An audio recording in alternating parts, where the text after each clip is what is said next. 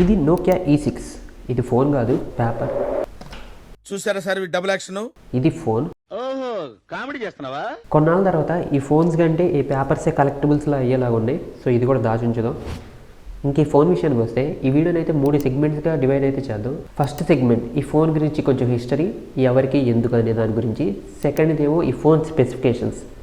థర్డ్ది పర్టికులర్గా కెమెరా గురించి, దాని ఫొటోస్ కానీ వీడియో శాంపుల్స్ కానీ, లేకపోతే ఆ లెన్స్ గురించి కానీ ఇంకేమన్నా ఎక్స్ట్రా ఇన్ఫర్మేషన్ ఉంటే అది. మామూలుగా నా వీడియోస్ చూస్తే మీకు అర్థమయ్యేది నేనైతే కెమెరా మీద ఫోకస్ చేస్తాను ఎక్కువ, కానీ అందరికీ స్పెసిఫికేషన్స్ కూడా తెలుసుకోవాలని ఉంది కాబట్టి ఇలా సెగ్మెంట్స్ కింద అయితే డివైడ్ చేస్తాను. ఇప్పటి నుంచి ఏ రెట్రో ఫోన్ మీద వీడియో చేసినా ఈ ఫార్మేట్ అయితే ఉంటుంది అనమాట. ఆ డివైస్ గురించి కొంచెం హిస్టరీ, సెకండ్ది స్పెసిఫికేషన్స్, థర్డ్ది కెమెరా టెస్ట్. ఖచ్చితంగా కెమెరా టెస్ట్ అయితే ఎప్పుడు ఇంక్లూడ్ చేస్తా. అది రెజల్యూషన్తో సంబంధం లేదు, 0.3 మెగాపిక్సెల్ అయినా 1 మెగాపిక్సెల్ అయినా ఎలాంటిదైనా సరే. సో ఫస్ట్ సెగ్మెంట్కి వచ్చేస్తే ఈ నోకియా ఈ సిరీస్ ఫోన్స్ ఎవరికి ఎందుకు అసలు. నోకియా ఈ సిరీస్ అనేది మీకు అర్థం అవ్వాలంటే సింపుల్గా నోకియాలో ఉన్న సిరీస్ అన్నిటి గురించి అయితే ఒకసారి చెప్తాను. నోకియా సి సిరీస్ అనేవి ఎంట్రీ లెవెల్ ఫోన్స్ అనమాట, బడ్జెట్ ఫోన్స్. నోకియా ఈ సిరీస్ ఫోన్స్ అనేవి ఈమెయిల్ సెంట్రిక్ ఫోన్స్ అనమాట. అందుకే మనకి QWERTY కీప్యాడ్ అయితే ఉండింది ఎప్పుడు. వీటిని ఎకానమీ ఫోన్స్ అనొచ్చు, లేకపోతే ఎంటర్ప్రైజ్ ఫోన్స్ అనొచ్చు. అంటే కంపెనీస్లో అందరూ ఎంప్లాయీస్ ఇలాంటి ఫోన్సే వాడతారని. సో నోకియా ఈ సిరీస్ అనేది మిడ్ రేంజ్ ఫోన్స్ అనమాట. ఇంకా ఫ్లాగ్షిప్కి వచ్చేస్తే నోకియా ఎన్ సిరీస్ ఫోన్స్. నోకియా ఎన్ సిరీస్ ఫోన్స్లో ప్రతిదీ టాప్ నాచ్ ఉండేది. డిస్ప్లే కానీ, కెమెరా కానీ, లేకపోతే బిల్డ్ క్వాలిటీ కానీ, ఏదైనా కానీ. ఇంకొక కేటగిరీ మిగిలింది, అదే నోకియా ఎక్స్ సిరీస్. ఆ ఫోన్స్ అనేవి మ్యూజిక్ సెంట్రిక్, ఇంకా ఎంటర్టైన్మెంట్ సెంట్రిక్ అనమాట. నోకియా ఎక్స్ప్రెస్ మ్యూజిక్ కానీ, X1 కానీ, X2 కానీ అలాంటి ఫోన్స్. ఇక మళ్ళీ నోకియా ఈ సిరీస్ ఫోన్స్ దగ్గరికి వస్తే అసలు ఈ QWERTY కీప్యాడ్ ఎందుకు? టచ్ అండ్ టైప్ ఫోన్ అనమాట. టచ్ యూజ్ చేయొచ్చు, మనం కీబోర్డ్ కూడా యూజ్ చేయొచ్చు. QWERTY కీప్యాడ్ ఉండిద్ది. అయితే అసలు ఈ QWERTY కీప్యాడ్ అనేది ఎందుకు ఇంత ఇంపార్టెంట్ అంటే, ఒకప్పుడు ఈమెయిల్ కల్చర్ అనేది చాలా ఎక్కువ ఉండేదన్నమాట. 90s, ఎర్లీ 2000 ఈ టైంలో.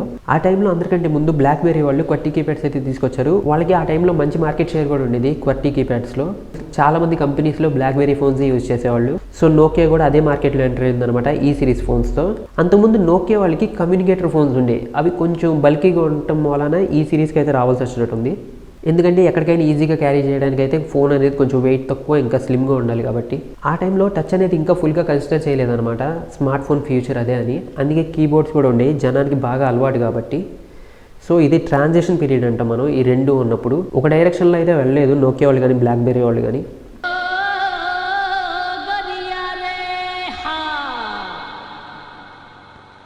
ఇప్పుడు సెకండ్ సెగ్మెంట్ ఈ ఫోన్ స్పెసిఫికేషన్స్ గురించి అయితే చూద్దాం. First 2.8 inch TFT LCD display అనమాట. 480p రెజల్యూషన్ అయితే, 325 ppi అయితే ఉంది. దానివల్ల స్క్రీన్ చాలా బాగుంది, నేను చెప్తున్నాను. ఈ ఫోన్ అనేది రిలీజ్ అవటమే Symbian Nanoతో అయితే రిలీజ్ అయిందనమాట. ఇంటర్ఫేస్ కూడా చాలా బాగుండింది. దాంతోపాటే చాలా స్మూత్గా ఉంది. మీకు ఒక్క విషయం చిన్నది ఇక్కడ చెప్పాల్సింది ఏంటంటే, మనం హోమ్ బటన్ని లాంగ్ ప్రెస్ చేసినప్పుడు మన రీసెంట్ యాప్స్ అయితే చూపించేది. అప్పుడు వచ్చే హ్యాప్టిక్ ఫీడ్బ్యాక్ అయితే చాలా బాగుంది. అదైతే నాకు SFX అయితే సౌండ్ ఎఫెక్ట్ ఏది దొరకలేదు. మీకు వీడియోలో ఇది ఇంక్లూడ్ చేద్దామంటే, ఇది మీ దగ్గర ఉంటే తెలుస్తుంది మీకు. అది చాలా స్లోగా నీట్గా వైబ్రేట్ అవుతుంది అనమాట. ఉండదు కానీ ఉందా లేదా అన్నట్టు అలా వచ్చి వెళ్ళిపోవాలి, అదే మ్యాజిక్.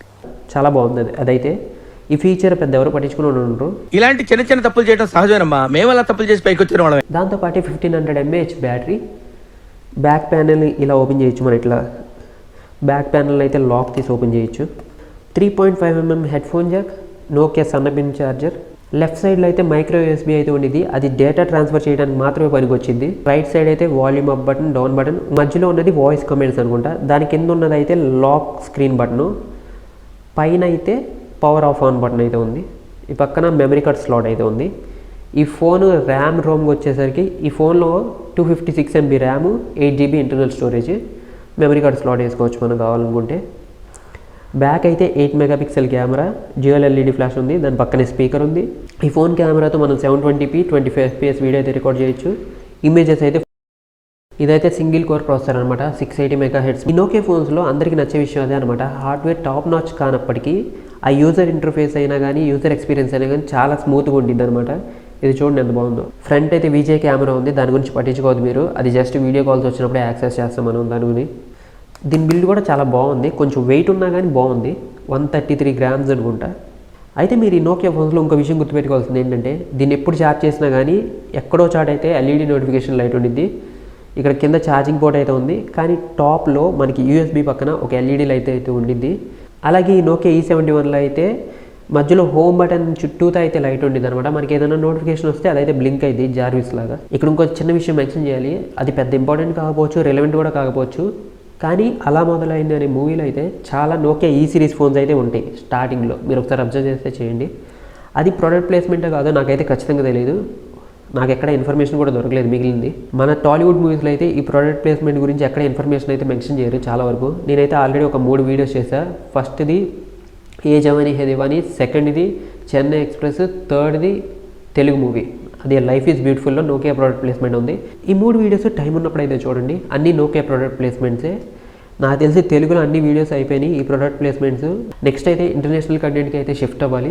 ఇంకా చేయాల్సింది ఒకే ఒక వీడియో ఉంది తెలుగులో, అదైతే కాంట్రవర్సీకి సంబంధించింది. ఇప్పుడప్పుడే చేయాలనుకోవట్లేదు, రేజ్ వెయిటింగ్ అవన్నీ అవసరం లేదు కాబట్టి. ఈ సెగ్మెంట్ ఎండ్ చేసే ముందు ఇక్కడ ఒక చిన్న కంపారిజన్ చెప్పాలన్నమాట నోకియా N8తో E6 ఫోన్కి.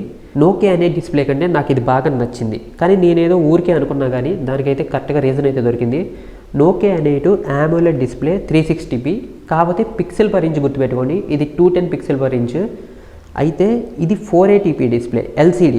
అయితే మన క్వాలిటీ 480 అన్నది మాత్రం చాలా ఎక్కువ అయిపోవాల్సిన అవసరం లేదు, కానీ ఇక్కడ పిక్సెల్ పర్ ఇంచ్ అయితే ఒక 40% అయితే పెరిగిందనమాట, 325 ppi. అందుకే ఈ స్క్రీన్ అయితే చాలా షార్ప్గా ఉంది N8తో పోల్చుకుంటే. మీకు ఒకసారి చూపిస్తాను మీకు. అందుకే మనం డిస్ప్లే క్వాలిటీ చెక్ చేసేటప్పుడు రెజల్యూషన్ ఒక్కటే మ్యాటర్ అవ్వదు, ఈ PPI ఇంకా DPI కూడా చెక్ చేసుకుంటే బెటర్. మీరు PPI అంటే పిక్సెల్ పర్ ఇంచ్, ఆ నెంబర్ ఎంత ఎక్కువ ఉంటే మనకి డిస్ప్లేలో కలర్స్ అంత బాగా కనపడతాయి, షార్ప్నెస్ కానీ కాంట్రాస్ట్ కానీ. దాంతోపాటే రెజల్యూషన్ సెకండరీ. DPI అంటే డాట్స్ పర్ ఇంచ్. అలాగే ఇప్పుడు లాస్ట్కి కెమెరా సెగ్మెంట్కి వస్తే నాకు E6 ఫొటోస్ కొంచెం బెటర్గా అనిపించినాయి. మేబీ డిస్ప్లే వల్ల కావచ్చు, ఇంకేదైనా రీజన్ అయి ఉండొచ్చు, లేకపోతే నేను లాస్ట్ వీడియోలో మెన్షన్ చేసినప్పుడు EDOF అని ఒకటి చెప్పా, ఎక్స్టెండెడ్ డెప్త్ ఆఫ్ ఫీల్డ్. అది కెమెరా లెన్స్ డిపార్ట్మెంట్ కిందకైతే వచ్చింది అనుకుంటా.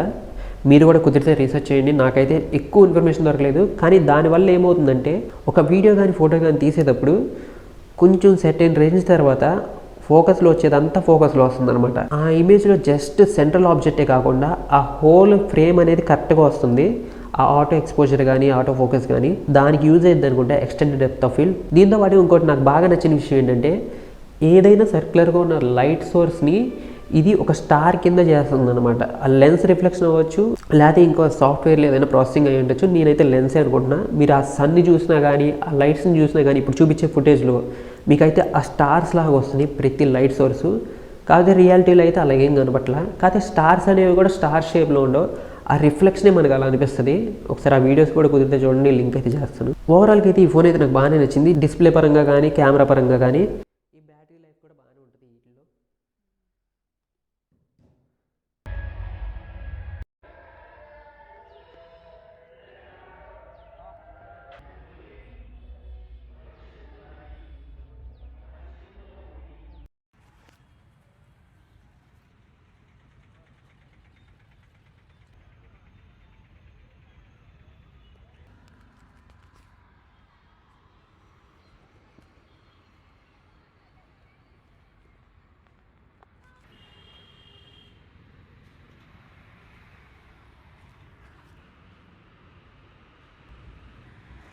ఆ రోజే వీరి కళ్ళల్లో ఒక కాంతిని చూశాను.